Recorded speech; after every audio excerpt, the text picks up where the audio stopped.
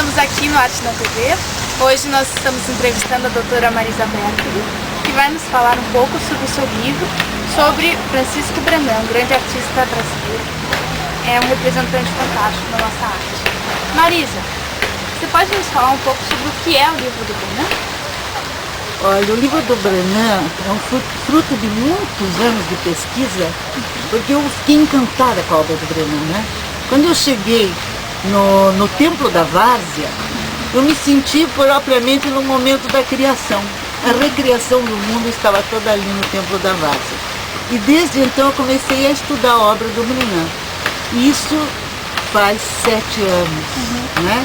Que eu venho estudando a obra do Brenan e me aprofundando.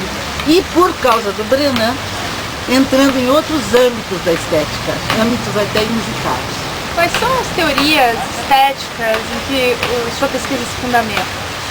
Olha, são diversas, não é? Porque desde o momento em que se inventaram novas mídias e que, digamos assim, o toque do dedo pode trazer novos mundos para dentro de casa, né?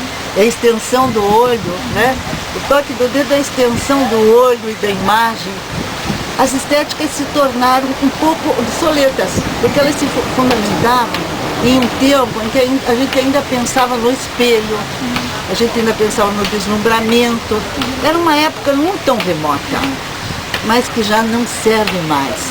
Então eu adotei o modo simbólico, né, para interpretar essas obras. Porque o modo simbólico, você pega da narrativa, que se pode observar em um conjunto de obras, você pega o momento, como ela está contando aquela história, e não o que seria aquela história. Então o modo simbólico é mais ou menos isso, né? O modo simbólico é, digamos assim, difundido na obra de Umberto Eco, embora ele tenha um modo simbólico mais para a poesia, mais para a literatura, ele diz que deve se estender às outras estéticas, às outras semióticas. E por que a sedução dos contrários na arte de Francisco Brenan? Olha, eu considero que a sedução dos contrários, ou seja, essa questão do bem e do mal, da vida e da morte, entre nós, latinos e latino-americanos, isso é uma coisa muito forte, muito romântica, né? É o lado apaixonado da nossa personalidade, né? Da nossa personalidade étnica, digamos assim. Então, a sedução dos contrários é quando se aproximam ao máximo esses contrários. Isso que eu chamo o ponto pulsante da obra, né? Quando a imagem se torna mais atraente, é quando esses contrários são mais próximos. E isso em Brenan é assim uma lição da sedução dos contrários à obra de Brenan. Sim, como se fosse um ponto de encontro, né, da obra dele. Eu acho que é um eixo de toda a leitura da obra do Brenan é a sedução dos contrários. Assim como é o cinema de Glauber Rocha, né? Que eu acho que é um exemplo fortíssimo para a gente colocar para e passo com Brenan. Assim como é a obra de Ariano Suassuna, Sim. a obra de Gilvan Samico.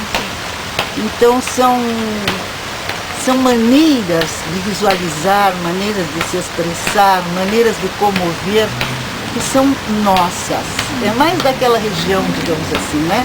Da região Nordeste, porque eu considero, antes de tudo, os territórios culturais. Eu não acho que exista uma arte brasileira. Existe um território cultural muito abrangente, que se expande, né, até o Caribe. Né? Nós pensamos mais ou menos também como os caribenhos, sentindo e pensamos assim. Marisa, você vem pesquisando a obra de Francisco Brenan já há bastante tempo, né? A sua tese se fundamentou na obra dele. Será que você podia contar um pouco pra gente sobre eu fiz uma tese de doutorado para apresentar no programa de integração da América Latina da USP, em que eu junto 4 artistas que considero assim importantíssimos e diferentes uns dos outros, mas que mantêm muito nítido esse eixo da sedução dos contrários, né?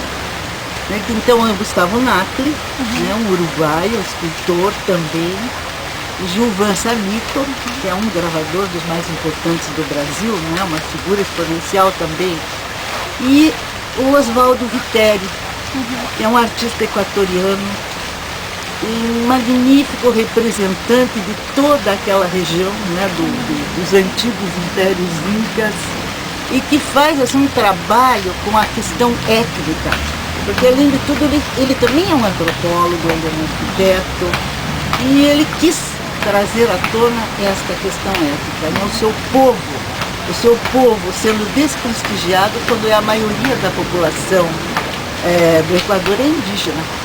E, no entanto, são os mais pobres.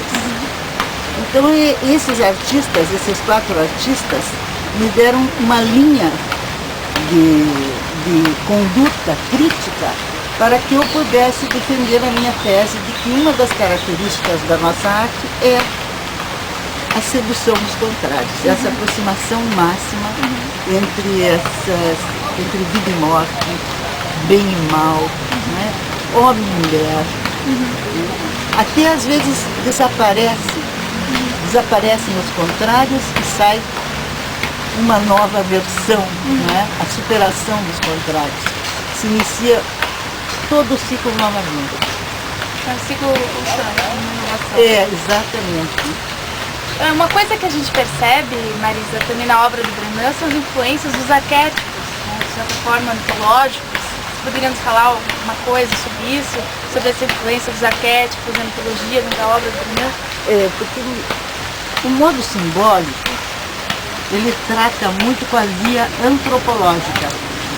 Se a gente não chegar no mundo em que o artista vive e não tentar entrar na obra dele, procurando atingir o nível mítico, que é onde somos todos iguais, é no nível mítico que nós somos todos iguais, Oriente e Ocidente, né?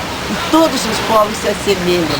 Então esse nível mítico que a gente não atinge, mas chega perto, é o que eu procuro dentro da minha forma de análise da obra de arte.